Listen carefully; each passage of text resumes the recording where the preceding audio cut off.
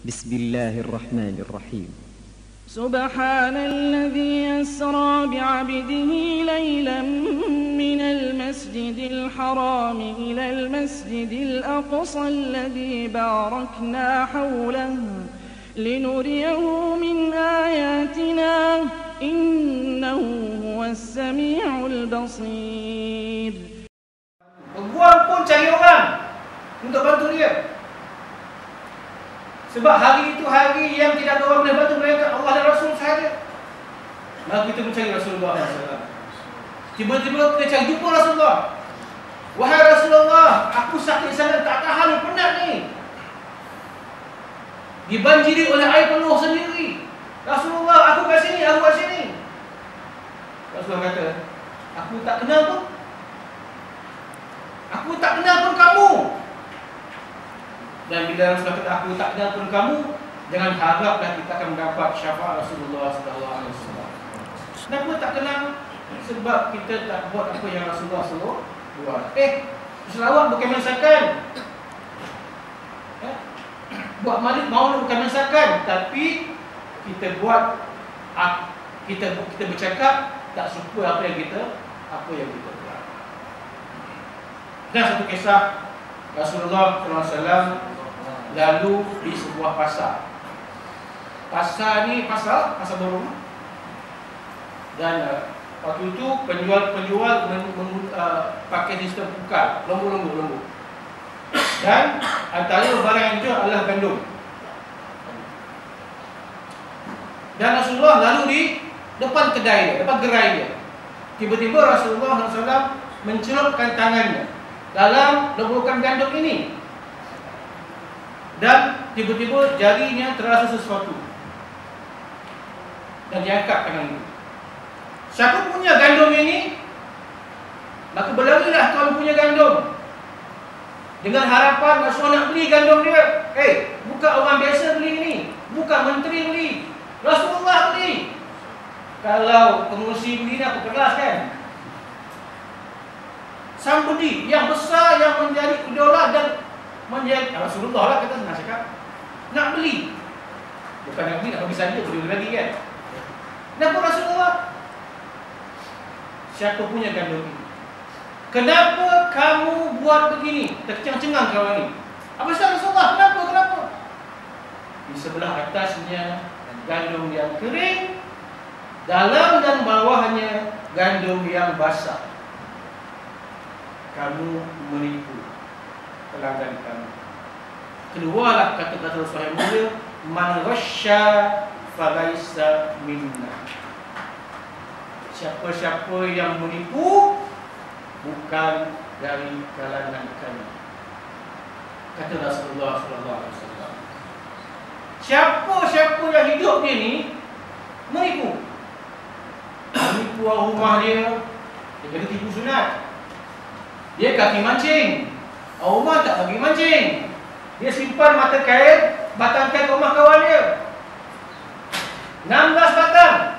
Sebatang pun tak balik rumah. Tiap-tiap hujung minggu meeting aja. Rupa-rupanya ngai.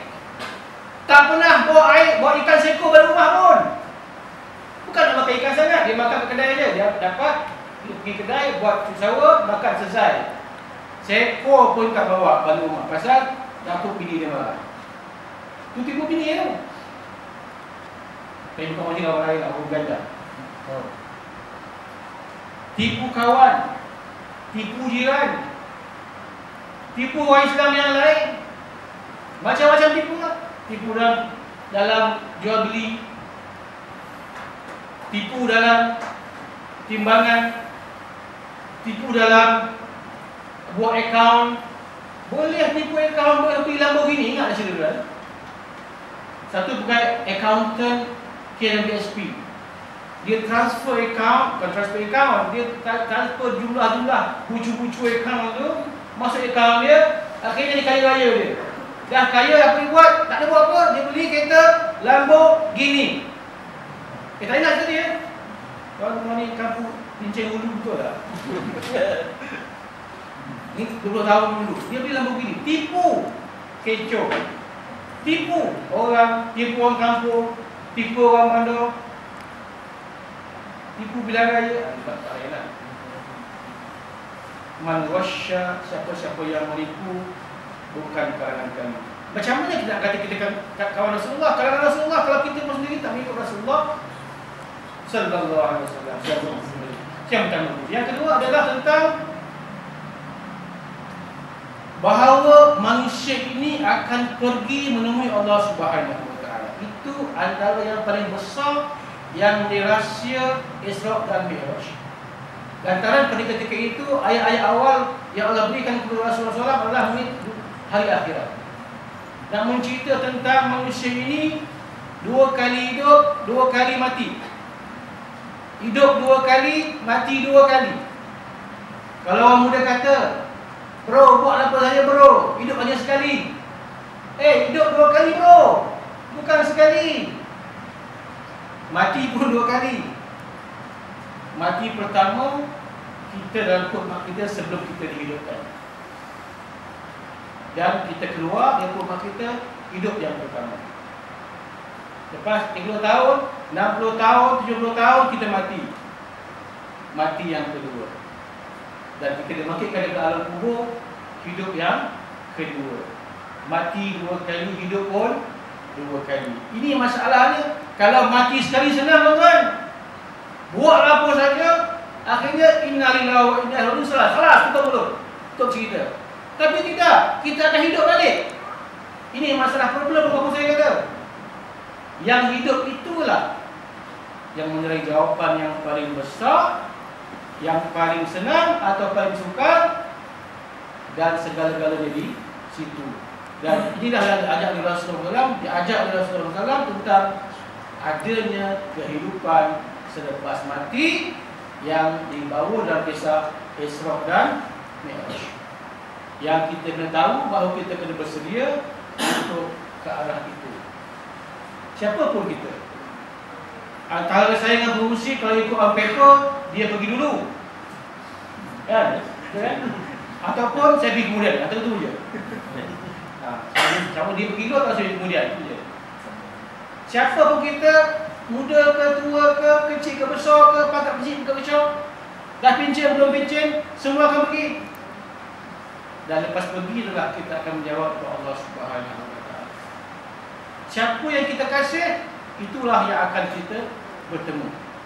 Pernah Rasulullah SAW mengajar dalam kuliah dia. Tiba-tiba seorang Badui menjerit dia. Hey Muhammad, I want to ask you something. Allah cakap, nak tanya sesuatu ni. Dia jerit. Kita panggil Rasulullah. Wahai Rasulullah, wahai Rasulullah. Dia tak panggil Rasulullah, dia panggil, Hey Muhammad, hey Muhammad. Orang kampung kan? Panggil Badui rincin hulu dia. Orang kampung. Rasulullah tak heran, tak layan sebab tengah mengajar. Habis mengajar, orang tu stay, tak balik. Bagus juga dia. Orang tak layan dia tunggu. Dia kata orang tak layan, kita belah lah. Lambat kalau restoran tu lambat sangat, lambat penuh dah buka sampai belah lah. Tapi orang ni dia tunggu. Habis itu, kamu nak apa sahabatku? Dah, aku nak tanya ni, yang kamu cinta pasal akhirat dah benda. Bila ke akhirat tu? Nak tanya tu je. Sebab sepanjang dakwah Rasulullah peringkat awal bercerita tentang hari akhirat, hari kemudian, kebangkitan selepas mati. Aku nak tanya satu tu je. Bila hari kiamat? Kita pun tanya macam tu juga. Bagi tak tanya? Kita pun nak tanya juga bila hari kiamat. Lantas Rasulullah SAW tak jawab soalan itu. Lantas bagi bertanya pula. Apa tanya Rasulullah? Sudahkah kamu bersedia? Maksud kalau panjangnya, kamu bertanya saya pasal hari kiamat, sudahkah kamu bersedia untuk menghadapi hari kiamat? Hari kiamat tu dua. Satu kiamat kecil, satu kiamat besar. Kiamat kecil apa dia? Kita matilah. Kita mati. Itu kiamat kecil. Yang besar adalah bila ada tuhan sangka, kalau dibangkitkan semua sekali, itu kiamat besar. Kata Rasulullah SAW menjawab lagi, kata orang itu berdiri, ya, orang itu bercakap lagi, "Hei Muhammad, aku sayangkan kau sebenarnya. Aku sayangkan kau sebenarnya." Ini cakap bahasa betul-betul kasar punya ni. Kalau kita cakap, "My darling, I love you so much." Dia tak ambil macam tu. Dia kata, "Aku kasih engkau Muhammad." Dan Rasul menjawab, "Anta ma'aman ahbabka." Maksudnya, mati esok kamu akan bangkit bersama orang yang kamu kasih. Hadis ini bukan untuk dia saja, untuk kita juga, untuk kita. Yang ini bermaksud kita ini akan bangkit di hari akhir esok bersama orang yang kita kasih. Siapa kita kasih?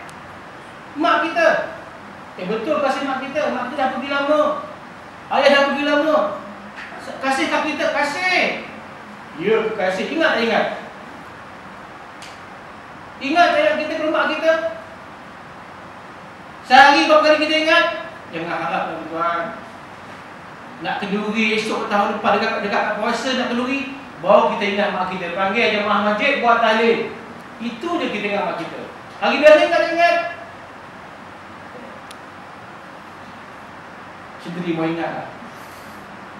Kalau kita ingat mak kita untuk kita bangkit esok bersama di akhir esok, pimpin tangan dia, sedekah dalam doa aku. Allahumma ighfir lana wa li walidina warhamhuma kama rabbawna shaghira. Doa untuk mak kita tiap-tiap waktu, selalu. Ada masa tambah lagi bagi Fatihah mak kita dan ayah kita. Barulah kita bangkit esok, kita pimpin tangan mak ayah kita sama-sama bertemu Rasulullah sallallahu alaihi wasallam. Kalau kasih mak dan ayah, baca Fatihah, doakan ampun dosanya. Kasih kepada Rasulullah, tak bagi Fatihah pun tak boleh. Tapi ada doa ampun dosa bukan sebab dah Allah ampunkan dosa dia. Kasihkan Rasulullah dengan berselawat banyak-banyak kepada Rasulullah SAW dan melaksanakan apa yang diajar oleh Rasulullah sallallahu alaihi wasallam. Dua perkara yang kita nak ingat balik, iaitu menyatakan kasih kita kepada Rasulullah SAW, dan yang kedua ialah bersediakah kita untuk bertemu jadi panggil pada hari kiamat. Allah Ta'ala. Terima kasih saudara pengurusi. Pengurusi tak boleh tahu kajian terkini tentang solat. Kajian terkini tentang solat ialah sesiapa yang tidak pernah miss solat berjamaahnya, maka dia akan merasa bertambah tenaga batin. Ini tak boleh tahu. Ini rahsia kita saja, ya. Tambah kuat kalau bayar sembahyang jamaah selalu. Sebab dia punya connection antara jiwa diri itu akan menjadi serata dan dalamannya akan berkembang baik. Itu cerita dunia lah. Saya pergi ke Turki. Orang tu berapa tahun? 10 tahun lepas. Orang menjawab bila kita tanya di manakah musola untuk sembahyang. Dia kata sembahyang apa? Sembahyang zuhur. Sembahyang zuhur? Zuhur tu apa? Orang Turki bila tanya kita sembahyang zuhur tu apa tu kan? Tak tahu zuhur? Tak tahu. Asal tahu? Orang reti. Tak tahu mereka tentang zuhur, tentang asar. Maghrib, isyak tak tahu mereka. Allah, jauh ni tuan-tuan. Tapi mereka tahu apa? Mereka tahu solat yang pertama, solat kedua, solat ketiga, solat keempat, solat kelima. Kau kaya mana? Ya. Dia tak tahu sebab mereka telah berada jauh daripada syiar Islam yang sebenar. Bila ada sebahagian pemimpin mereka hari itu zaman dulu tu, yang bersifat Kamal Atatürk itu, yang menjarakkan diri dengan nilai Islam yang ruhi. Islam ini dia ada roh dan semangat dia, iaitu kalimatul Arab. Kalimah asal itu adalah roh sebenar Islam. Dan Turki berjaya. Nak sembahyang jangan sebut waktu. Sebut solat yang pertama, bukan solat sembahyang yang pertama, sembahyang kedua, ketiga, keempat, kelima. Kan janggal tu. Itu yang pertama. Yang kedua, dia tanya, kamu sembahyang sehari berapa kali? Tanya masalah macam ini. Pelik kan? Pelik lah. Macam pernah orang tanya saya, satu hari saya pergi berwuduk satu tempat di Bangi Gateway. Nanti mau coba kan? Bawah bersuam dan berwuduk setelah turun. Dan saya sedang saya berwuduk tu, nak berwuduk tu, ada sahabat sebelah tengah berwuduk. Okay. Dia buka air kuat semua buka air, berwuduk, mentang-mentang air free. Kuat sungguh, berwuduk ni, berwuduk lah kan. Saya kata, bang, buka air pelan-pelan lah bang, kita berwuduk je. Dia diam. Dia habiskan wuduk ni. Kalau basuh kaki semua, selesai, tutup air. Lepas tutup tu, dia usik saya. Bang, tengah wuduk, tak boleh cakap. Dia sound kita pula. Patutnya dia dah lah. Dia sound di soto, dia perlahan-perlahan. Dia tak perlahan kan? Siap-siap sound kita pula. Bang, berwuduk, tak boleh cakap. Ya Allah, ya Tuhanku. Kita kata macam mana tutup air kita? Dekat suara tadi ke pun dah ada tutup air ni kan? Baru ni ada mesin catuan air. Catuan air kita kata kita galakkan orang Selangor yang terima catuan air ni menakung air hujan. Menakung air hujan. Kita buat press release. Dan di kampung-kampung disyariatkan. Takunglah air hujan, gunakan air hujan untuk basuh kereta, siram bunga dan berwuduk. Ada satu mamak tanya, 40 tahun umur dia tanya, kan, air hujan boleh berwuduk ke? Macam tak pelik je. Dia tanya kita, air hujan boleh wuduk ke? Apa jawapan kita boleh tak boleh? Adik boleh? WhatsApp boleh tak? Air hujan ni antara 7 air mutlak yang memang boleh buat wuduk. Tapi dia boleh tanya kita, air hujan boleh buat wuduk ke? Masalah waktu air ni tak saya lagi, itu buat wuduk, belum hudud lagi. Mana nak faham? Buat wuduk pun tak saya lagi. Ramai tuan ya. Jadi solat ini akan jarak daripada kita kalau ada usaha-usaha menjarakkan kita kepada solat. Dan Turki dah berjaya menjarakkan rakyatnya jauh daripada solat. Sekarang baru nak dipulihkan balik. Sekarang baru nak pulih balik. Turki azan pun dah tak bahasa Arab. Bahasa Turki azannya. Kita alhamdulillah, pemimpin kita, peringkat nasional masih bertahan. Islam begini. Bahasa Arab masih digunakan. Dia tidak boleh bahasa Melayu, bahasa Arab disamakan. Macam orang bangun pagi, basuh muka, basuh tangan, basuh kaki, orang pagi ni pakai air. Dia pakai baju Melayu macam kita berkain, pergi masjid solat. Seorang lagi basuh muka, basuh tangan, basuh kaki juga. Pakai seluar pendek, pakai dry shirt, berlari, jogging. Sama mula-mula kan? Tapi tak serupa endingnya. Kenapa? Dia punya amalan yang berbeza. Jadi tidak bererti kata sama itu akan sama semua sekali. Sembahyang antara syiar dia mesti bahasa Arab. Tak boleh gunakan bahasa Malaysia. Walaupun berdoa boleh. Angkat takbir, Allah Maha Besar. Macam tu. Sebenarnya kamus kata di belakang, Allah Maha Gede. Jauh. Ikut bahasa kita. Gananya Allah itu bahasa Banjar, kamu saya. Jadi tidak sama kalau begitu. Mesti in error. Allah Maha Besar itu Allahu Akbar. Jadi sembahyang adalah tiang agama, satu-satunya ibadah yang diberikan kepada Rasulullah SAW dalam peristiwa besar iaitu Mi'raj. Sembahyang special.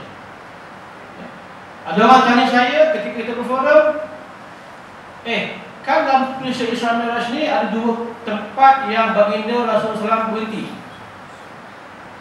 Satu di Bukit Tur Sina, satu di Baitullah.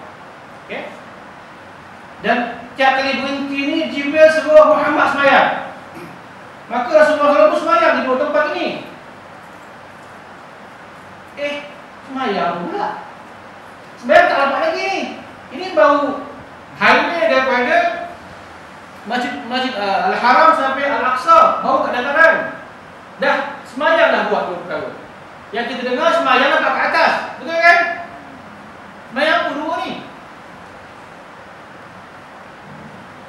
No answer for that. Dan Rasulullah SAW tidak pernah jawab mengenai apakah cara solat dia sebelum mendapat solat di waktu ini. Kenapa?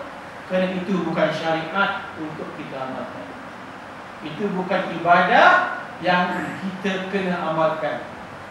Jangan tanyalah ibadah macam tu. Yang Allah suruh amalkan pun lah tak berapa nak larang nak buat. Tanya yang Allah tak suruh buat. Jangan tanya. Dah tanya, dah jawab lah tu. Maksudnya saya pun tak tahu apa cara kaifiat sembahyang Rasulullah SAW ketika di Baitul Lahab dan juga di Bukit Tur Sina. Tak tahu. Dan kita tak diminta untuk tahu sembahyang itu. Macam Nabi Ibrahim sembahyang, tak tahu dan tak perlu tahu cara Nabi Ibrahim sembahyang. Sebab itu bukan syariat untuk kita. Syariat untuk kita selepas Rasulullah SAW suruh kita buat. Puasa kita, kalau kita bulan puasa kan, kita kata nama-nama dulu pun umat dahulu puasa juga. Puasa mereka macam mana ya? Tak payah tahu. Sebab kita bukan disuruh untuk berpuasa sebagaimana syariat Nabi sebelum Rasulullah SAW. Sembahyang macam tu juga. Sembahyang yang Nabi suruh itulah yang kita kena buat. Sallu kama ra'aytumuni usolli. Sembahyanglah kamu macam mana kamu tengok aku sembahyang. Inilah pentingnya kita percaya kepada Rasulullah sebagai sumber hukum Islam. Sebab kalau pakai satu saja Quran sahaja, tak sempurna sumber hukum Islam kita. Sebab dalam Quran tak ada pun cara-cara sembahyang. Betul kan? Tak ada. Allah tak sebut dalam Quran rukuk macam mana, kata rukuk ada. Rukuk macam mana tak tahu macam mana. Maka kita ikut Rasulullah SAW. Maka itu dikatakan sebagai sumber hukum Islam yang kedua. Justru kalau kita dah mengaku kita ahli sunnah wal jamaah, kita pegang empat sandaran. Yang pertama Quran, yang kedua sunnah, yang ketiga ijma', yang keempat qiyas. Mesti empat kali. Tak boleh pegang Quran saja, yang lain buang. Kerana kita ahli sunnah wal jamaah. Rasulullah SAW menyebut as-salatu imaduddin. Faman aqamaha faqad aqamaddin wa man hadamaha faqad hadamaddin. Salat itu tiang agama, tiang seri. Ada sebelah sini, siapa-siapa yang mendiri menegakkannya, dia menegakkan agama. Siapa-siapa yang tak melaksanakan atau mengunturkannya, dia mengunturkan agama. Maksudnya, the main point is salat mesti buat. Whatever you are, wherever you are. Orang yang pergi mana-mana pun sembahyang kena buat. Hatta ketika berada di hospital. Baru-baru saya cerah kawan saya, dia kena operate appendix. Appendix je kan, bukan je operate kan, minor operation. Dia tanya dia, dah masuk tu dah nak ambil asal dah, nak ambil asal duit, nak masuk asal dah. Zuhur dapat belum? Tak apalah Ustaz, esok balik tu dia kotak lah gitu. Balik rumah esok kotak lah gitu. Appendix je. Bukan accident sampai kena bersih terangkat macam tu. Appendix boleh juga pergi bilik air. Pergi makan kantin, tak makan hak nurse tu. Sembayang tangguh. Banyak cantik. Saya pernah mengajar sekolah menengah. Okey. Saya jumpa satu budak perempuan yang baik, salehah. Pakai dia elok, tutur kata dia elok. Tapi tak pernah bawa telekong pergi sekolah. Kami buat program sembahyang asar berjamaah. Memang kami wajibkan semua student kena sembahyang asar berjamaah supaya nak menggalak mereka berjamaah. Ada seorang perempuan ni memang excellent, tak pernah sembahyang jamaah asar. Sampai saya kata, dia uzur lah tegur. Uzur. Sampai saya mengajar dalam 5 bulan tu tak pernah dia sembahyang kat situ. Telekong pun tak pernah bawa. Atas saya terpaksalah panggil dia untuk tanya dia apa sebenarnya yang berlaku. Saya tanya dia, awak ni sembahyang kan tak sembahyang sebenarnya? Tanya ni. Bukan saya kata awak sembahyang, nak tanya je. Sembahyang Ustaz? Tapi tak pernah lah saya tengok awak sembahyang asar berjamaah kat surau yang kita cakap-cakap dalam-dalam ni.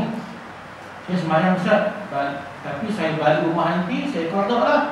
Maghrib lepas sembahyang maghrib saya qada asar sekali. Dia qada asar lepas sembahyang maghrib tiap-tiap hari.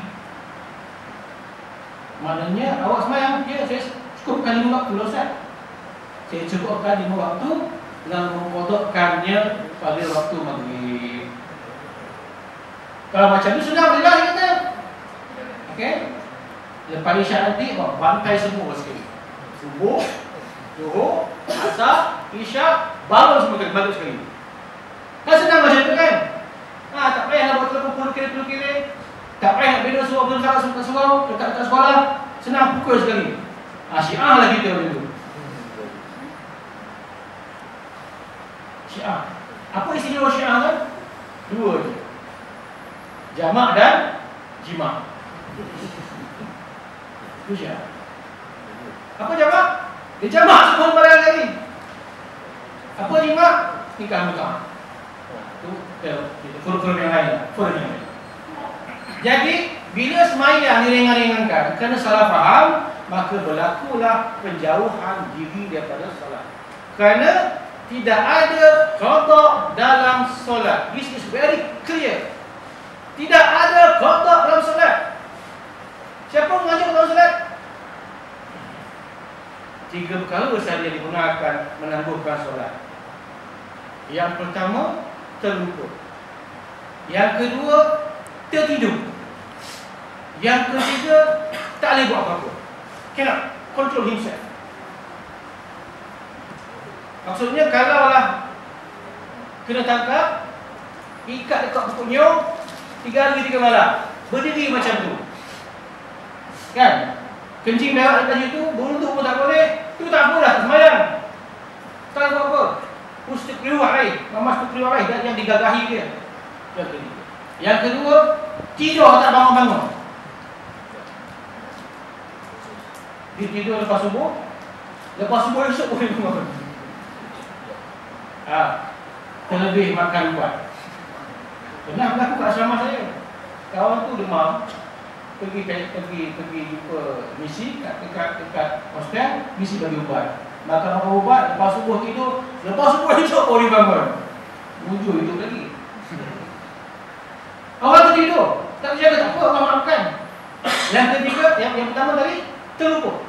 Tak teringat. Tak teringat ada Zuhur hari ni rupanya. Biasa hari ada, tapi yang ada juga rupanya. Itu lapar tu kan. Tak teringat maksudnya dah kamu sibuk sangat, terlepas waktu. Itu tak teringat juga. Dan untuk ketiga-tiga ini dibenarkan, bahkan diwajibkan ketika dia sedar dari tidur, wajib dia bangun untuk kerjakan solat. Ketika dia ingat balik, wajib dia bangun untuk kerjakan solat. Dan ketika dibebaskan, wajib dia kerjakan solat semua sekali. Itulah dipanggil sebagai menunaikan solat di 2 waktunya, bukan mengqadhakan solat. Itu. Jadi kita berharap supaya dengan adanya cara bekerja kerajaan baru ini untuk memakmurkan surau dan masjid, kita berharap surau dan masjid mengisi ruang-ruang masa dengan ilmu, supaya seluruh rakyat Selangor ini diajar mereka, difahamkan mereka tentang ilmu sebenar ibadah macam mana. Bukan baca ikut WhatsApp, bukan baca ikut internet, tapi berguru. Sebab itu bila kita minta supaya semua surah majlis aktifkan ceramah dan kuliah, semua surah majlis kena hidupkan kuliah dan ceramah. Panggil ustaz-ustaz muda yang ramai sekarang. Ramai ustaz muda sekarang ni. Janganlah pakai ustaz lama, ustaz lama pakai juga. Tapi sekali-sekali lah. Dia baca kerukunan lagi dulu macam mana nak meningkat. Esok kerukunan, lepas kerukunan juga. Tak kerukunan pun. Tak reti tak? Kena belajar improve. Dan kita punyai ustaz-ustaz muda yang ramai. Yang ada saja daripada Jordan, Mesir. Panggil tuan-tuan dekat surau kita.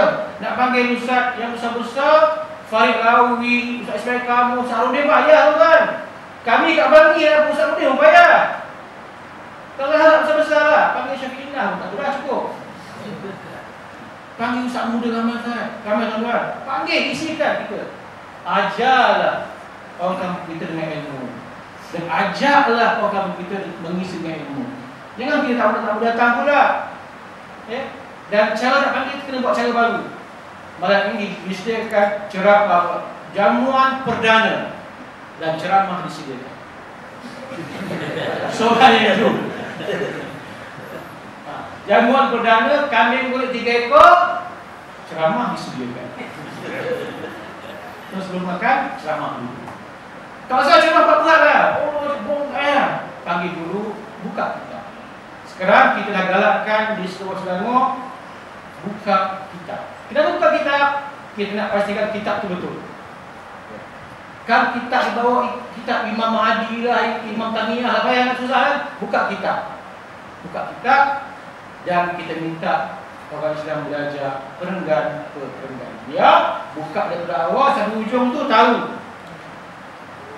Di Bangi kami dah buat kuliah tafaqquh fiddin. Di Masjid Astana. Kita panggil guru-guru berkaliber. Bukan orang politik pun. Guru universiti mengajar, buka kitab. Kita minta bawa kitab dan semua pelajar kena belajar kitab. Dan kami gerakkan di beberapa daerah supaya seluruh kawasan yang bersedia akan belajar tafaqquh fiddin. Tafaqquh fiddin maksudnya memahirkan diri dalam ilmu agama. Saya berharap kalau boleh diruncing dulu, boleh buat mulakan di sini, panggil ustaz kita buat kelas tafaqquh. Di sini ada bantuan untuk buat. Bukan susah. Panggil ustaz orang buat kitab, buat jadual. Kami dah siap metric card lagi dah. Metric card. Free of charge. Semua orang belajar free. Masjidkan dulu guru itu. Kalau tak boleh juga beritahu saya. Macam nak bayar. Ada sijil kan? Ada sijil. Tapi bukan sijil nikah lah. Sijil tafaqquh fiddin tu nanti. Kenapa tuan-tuan? Kerana kita tak mahu bercakap soal slogan-slogan saja. Bukan ceramah bas sembahyang dah banyak kali dah. Sekarang nak isi meningkatkan diri dengan nilai sembahyang kita. Contoh, cuba cek diri kita. Kita dah sembahyang sejak umur 20 tahun. Sebab kita bayi lewat sikit. Sampai umur 60 tahun hari ini, kita baca benda yang sama. Tanya kita, kita faham tak apa yang kita baca? Tasbih.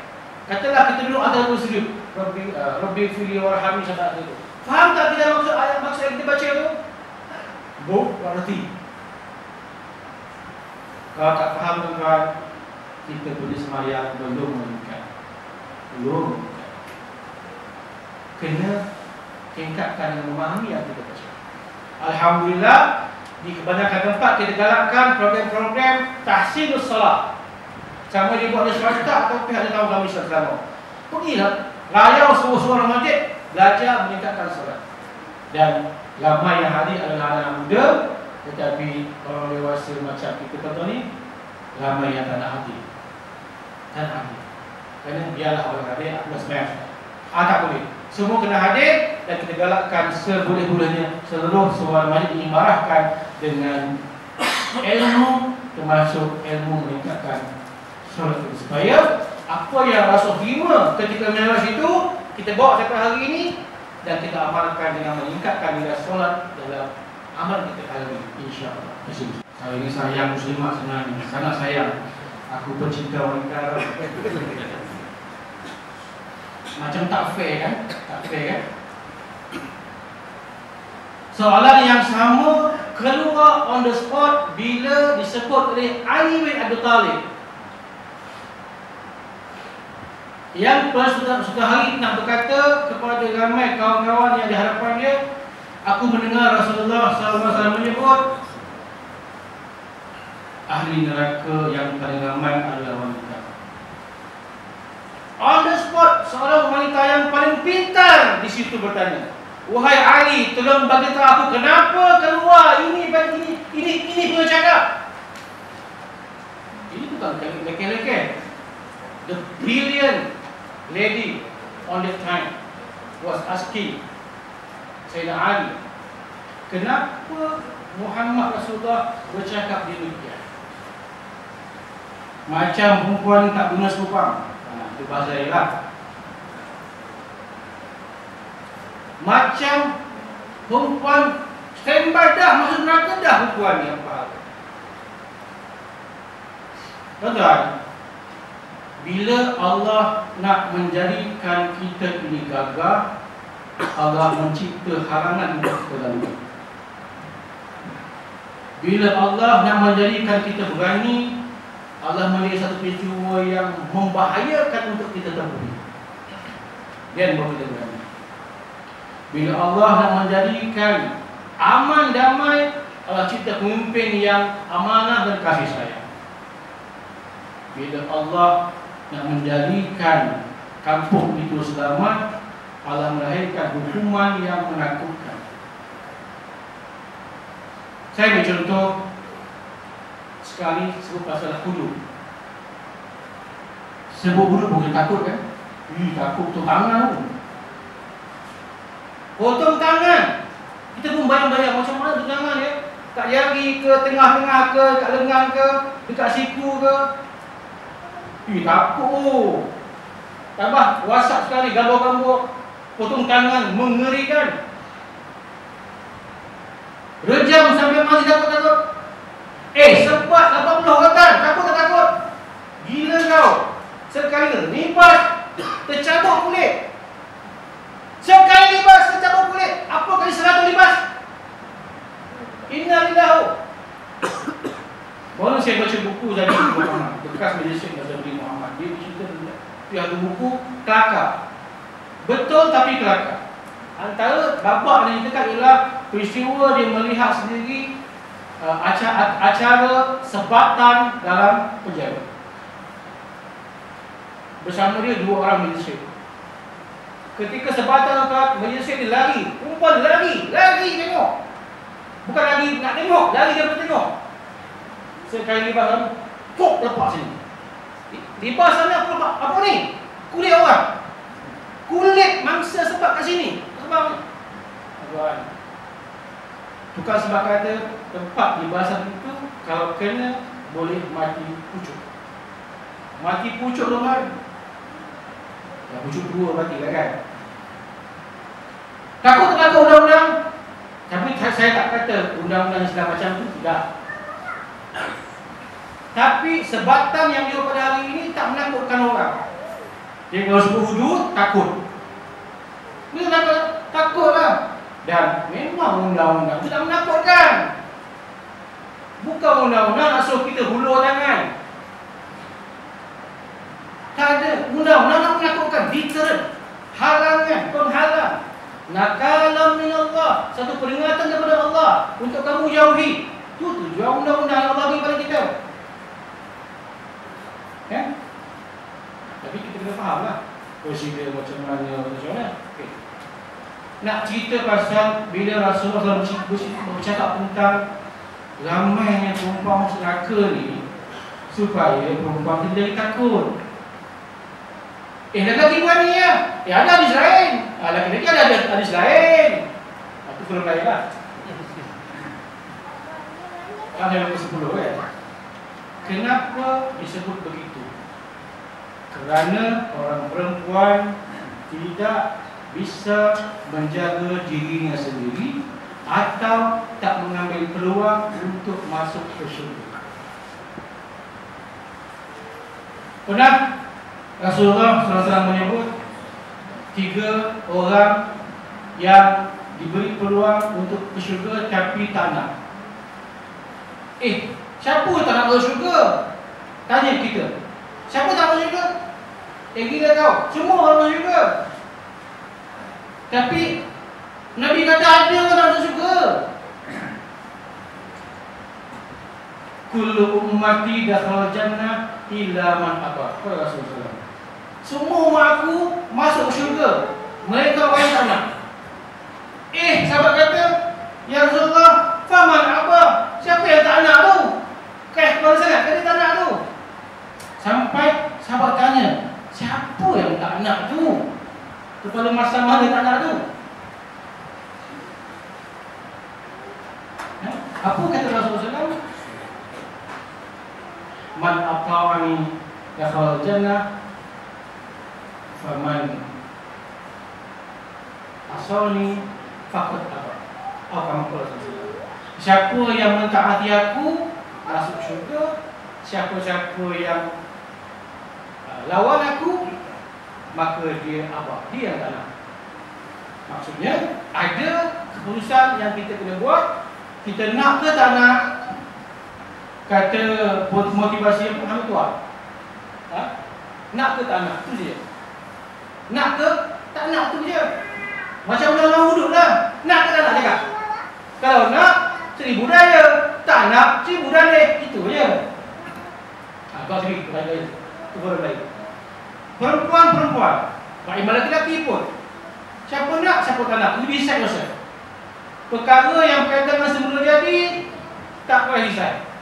Hidung kita kembang, muka kita merah padam, kulit kita mati sawo matang, dilahirkan Melayu, dilahirkan Jawa, dilahirkan Cina. Itu bukan kita pilih, itu Allah bagi kita. Doesn't matter. Tapi yang ikhtiari, yang kita boleh pilih, you can choose. Nak ambil yang baik atau yang buruk. Allah bagi kita akal, kita pilih. Esok lepas mati, jangan nak banyak hal, banyak menjawab. Kamu dah bagi pilih sendiri kan? Pilihlah. Jadi laki-laki, perempuan boleh. Tapi kalau soalan itu perempuan, kita bagi perempuan. Perempuan masuk syurga senangnya 4 perkara. Solat, puasa, jaga maruah diri, tak suami. Ompek perkara. Bukan banyak ompek dia. Laki-laki 400 perkara pun tak selesai lagi. Tapi tak cakap lah, sebab kita kita maintain kan. Mudah. Tetapi mudah nak cakap, susah nak buat. 3 jenis manusia, kata Sahih Muhammad, yang Allah letakkan ke neraka 7 kali umur dunia.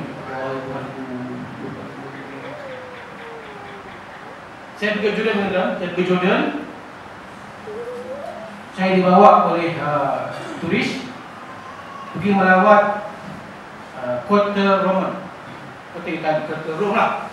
Kota Rom ni tumbang zaman Sayyidina Umar. Yang berlawan zaman Rasulullah. Dan zaman itu antara Rom dan Parsi tengah berlalu. Sampailah jatuh. Dan kota itu masih ada situ. Di Jordan. Sangat kuat, sangat strong, cantik. Itu kota Rom. Ada lagi kota Babylon. Babylon ni zaman purba.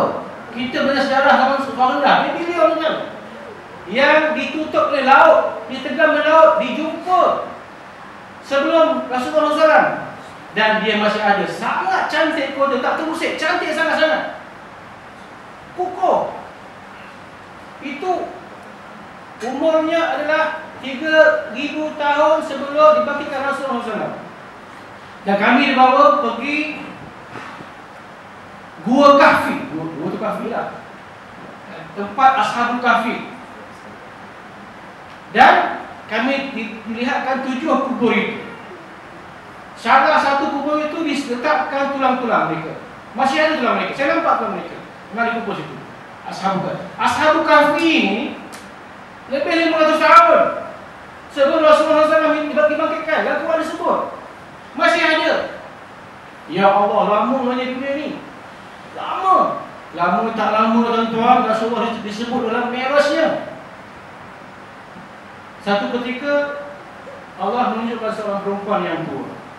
yang bungkuk 3. Lalu bagi tanya, wahai Jibril, siapakah itu? Dia kata, itulah dunia yang kamu duduki, yaitu sangat-sangat tua. Sangat-sangat tua. Yang saya cerita itu, yang Kota Babila dah lama dah, lama sangat-sangat dah. Ini lagi lama. Yang lama, yang lagi, yang disebut lagi subuh tu. Yang lagi lama ni, Ibnu Umar kata, tiga-tiga manusia ni Allah letak dalam neraka 7 kali ganda lamanya usia dunia. Ya Allah, ya Tuhanku, bagi tuan. Sedetik neraka pun tak nak dengan ni. Allah bagi, bukan syurga, neraka. Allah bagi tiga-tiga manusia ni dekat neraka 7 kali ganda usia dunia. Siapa dia tuan-tuan? Orang yang gemuk tapi kurus. Okey, sedap-sedap kita. Yang kedua, orang perempuan yang berpakaian tapi telanjang. Yang ketiga, orang yang alim tapi jahil. Nak cerita dulu sih? Boleh. Yang tiga tajuk besar ni. Baik, kita nak cakap soal kita tak? Bukan orang lain, kita. Yang soal cakap ni bukan orang lain, kita. Apakah kita bersedia ke arah itu macam mana? Allah Akbar. Gemuk tapi kurus. Orang yang Allah beri nikmat macam-macam tapi dia tak berapa kepada Allah Subhanahu. Macam-macam jawapan. Yang kedua, perempuan yang berpakaian tapi telanjang. Dia pakaian, dia bukan tutup pakaian, dia bukan tutup badan, dia bungkus badan. Tutup ni lain, tak sama dengan bungkus. Kita ada makanan, ambil tudung saji, tutup. Bentuk yang ada, bentuk tudung saji, bukan bentuk makanan dalam tu. Kita ada mineral kan, mineral, buku. Okay, tuan-tuan ambil selimut, kain selimut, tutup. Apa akan jadi? Dia akan bentuk mengikut kepala macam ni. Jadi kalau tuan ambil tudung saji, letak.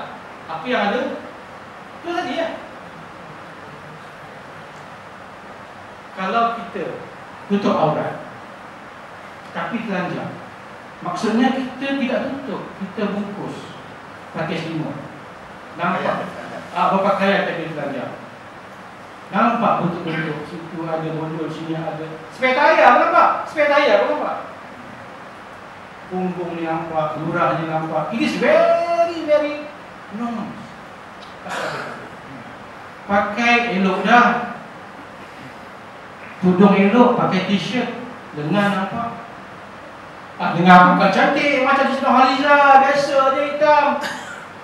Orang yang hitam suka warna hitam. Orang putih suka dua-dua sekali. Jangan fikir apa yang kita rasa, fikir orang rasa macam mana. Pakai elok, pakai jeans tapi ketat yang Allah nampak. Mana cerita tu sekarang kan?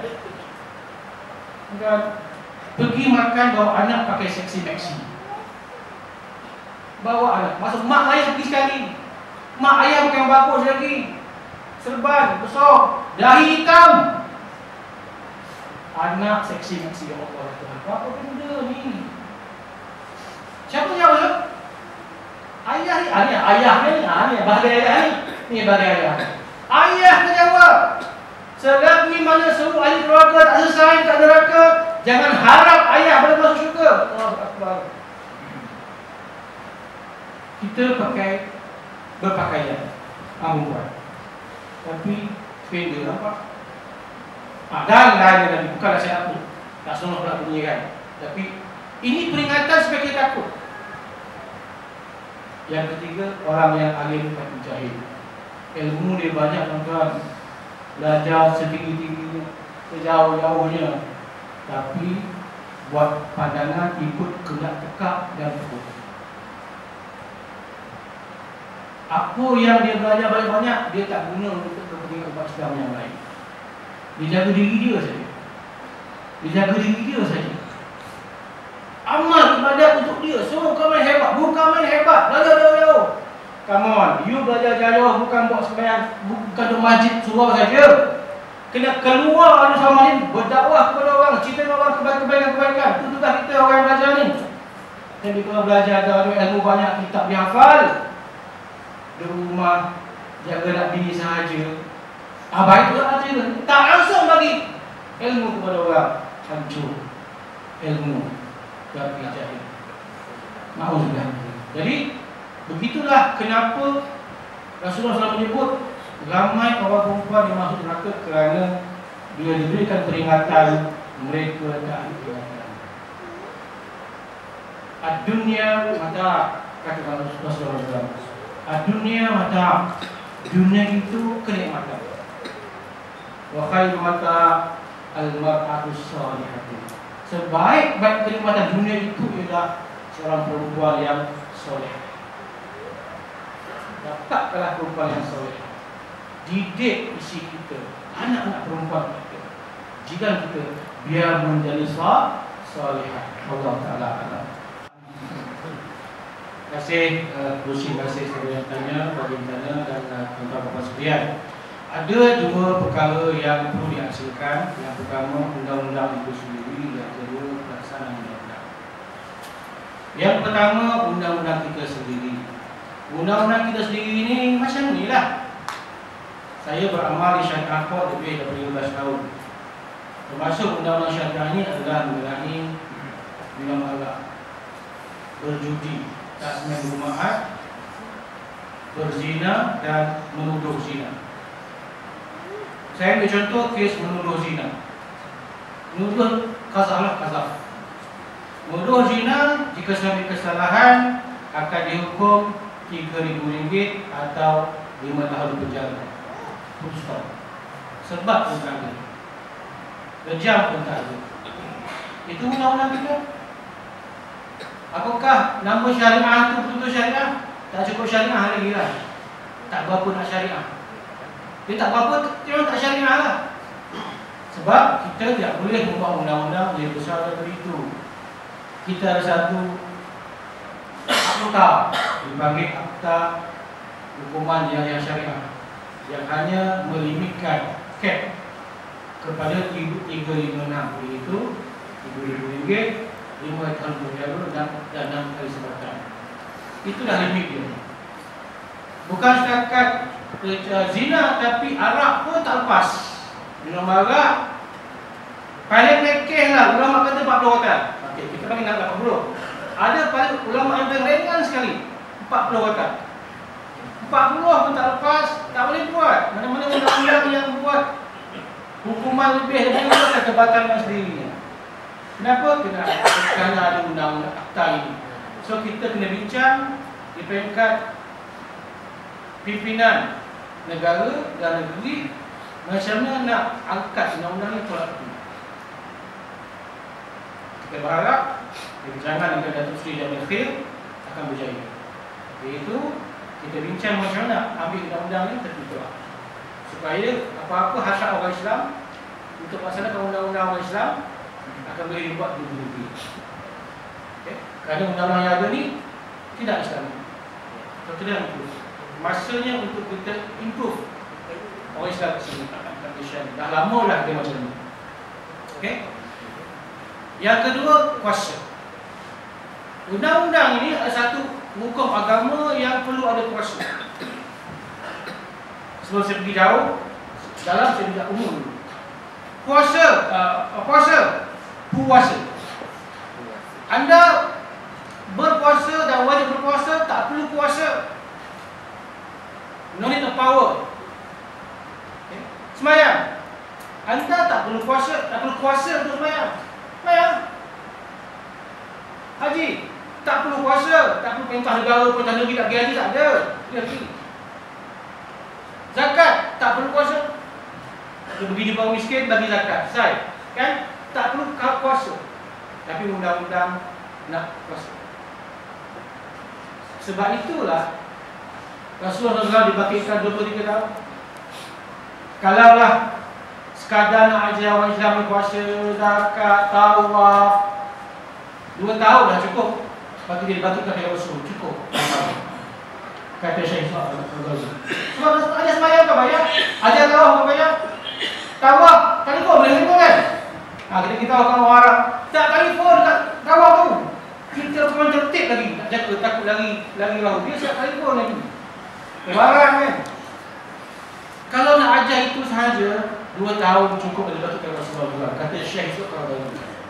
Tapi Rasulullah nak ajar kita dapat puasa untuk menyempurnakan keseluruhan Islam. Ekonomi Islam, undang-undang Islam, kekuatan Islam di situ. Peraturan undang-undang Islam mengenai peperangan, aman, semua itu perlu puasa. Dan puasa hanya dapat dengan usaha, bukan dengan rampasan puasa. Baik. Baik. Jadi oleh kerana undang-undang itu nakkan puasa, pelaksanaan juga perlu puasa. Hari ini puasa merangkap diberikan kepada orang tertentu. Jadi yang orang pula 60 tahun ke atas pula. Ya Allah Akbar. Malam pun pakai 2 lapis spek.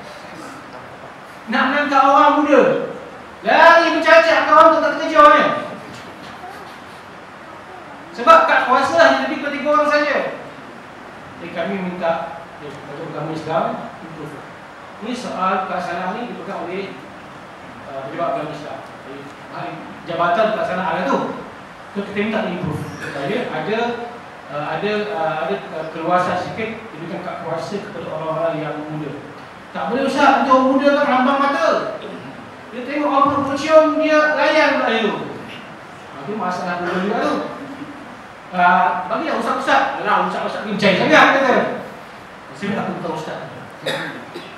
Itu maksudnya perlu ada satu kekuatan yang lebih baik supaya orang-orang ini diberikan kuasa dan kita minta supaya orang yang diberikan kuasa jaga amanah mereka. Jangan beri kuasa langgar amanah. Ramai bagi kuasa bagi mahkamah pun kat dia rasuah lagi hakim.